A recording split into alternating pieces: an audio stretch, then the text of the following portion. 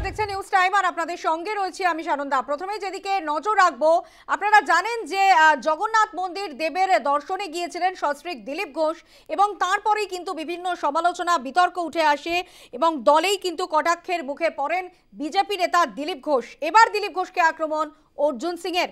আমাদের বিরুদ্ধে একের পর এক মামলা আর ওনাকে দীঘায় নিমন্ত্রণ করছেন। বোঝাই যাচ্ছে কে তৃণমূলের সঙ্গে।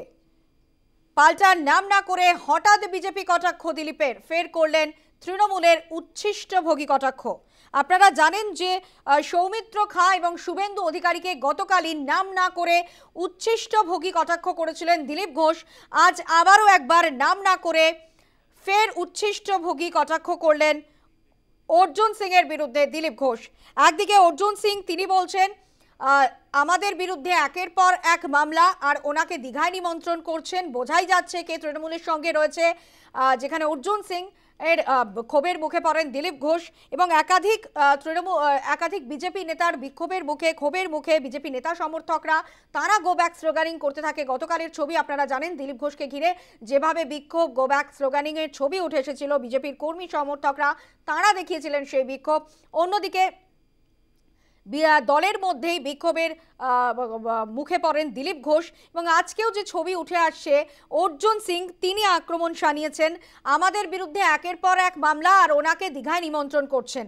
বোঝাই যাচ্ছেন কে তৃণমূলের সঙ্গে রয়েছে, বলছেন অর্জুন সিং। কিভাবে আক্রমণ শানিয়েছেন দিলীপ ঘোষের বিরুদ্ধে শোনাবো আপনাদের।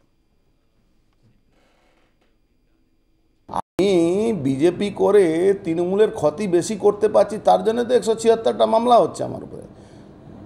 দিলীপ ঘোষের কাছে ফুলের তোড়া যাচ্ছে, মিষ্টি যাচ্ছে, ওনাকে দীঘায় নিমন্ত্রণ হচ্ছে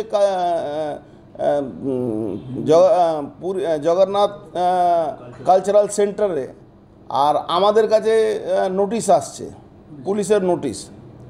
তো কে হার্ডকোর আছে, কে তৃণমূলের সঙ্গে আছে, কে বিজেপি করছে, এটা তো মানুষ ঠিক করে নেবে। বাংলার মানুষ দেখুন, একটা কথা বাংলা মানুষ সব কিছু বুঝে। দেখুন, দিলীপ ঘোষ পার্টি তৈরি করেছে নেতা ওনাকে। দিলীপ ঘোষ কোনোদিন মানুষের নেতা নেই, নাহলে চারটের লোকে চায় চক্রে বসতেন না। উনি জননেতা কোনোদিন না। ও চারজন নিজের লোককে নিয়ে বসে চায় খাবেন আর নিজের লোককে শোনাবেন, এই চায় চক্র বসে উনি পার্টির ক্ষতি করেন। উনি বারমুডা পরে যখন কর্মীরা মার খায় তখন মাছ ধরেন, এটা পার্টির ক্ষতি হয়। উনি যেদিন থেকে মাঝে মাঝে গল্প করেন না কি আমার সময়ে আমি নাকি পশ্চিমবাংলা 18টা সিট পাই দেয়, তার মানে উনি তো অথরিটিকে চ্যালেঞ্জ করছেন। কে উনি? উনি একটা মিটিং ডাকুন তো, দিলীপ ঘোষ নাম করে কটা লোক ওনার মিটিং শুনতে যাচ্ছে।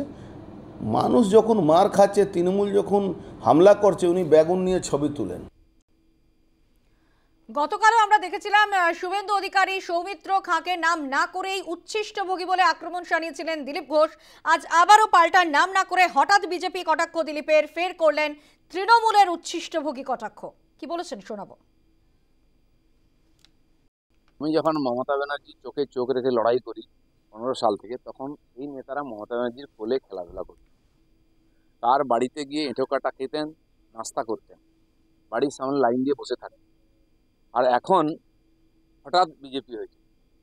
হঠাৎ বিজেপি যারা দেখুন লাফাচ্ছেন, 21-এর বিজেপি, তো তারা সকালবেলা বিজেপিতে নাস্তা করেন, দুপুরবেলা টিএমসির বাড়িতে গিয়ে লাঞ্চ করেন, আবার রাত্রেবেলা বিজেপিতে এসে ডিনার করেন। দিলীপ ঘোষের দিকে কেউ বলতে পারবে এ কথা?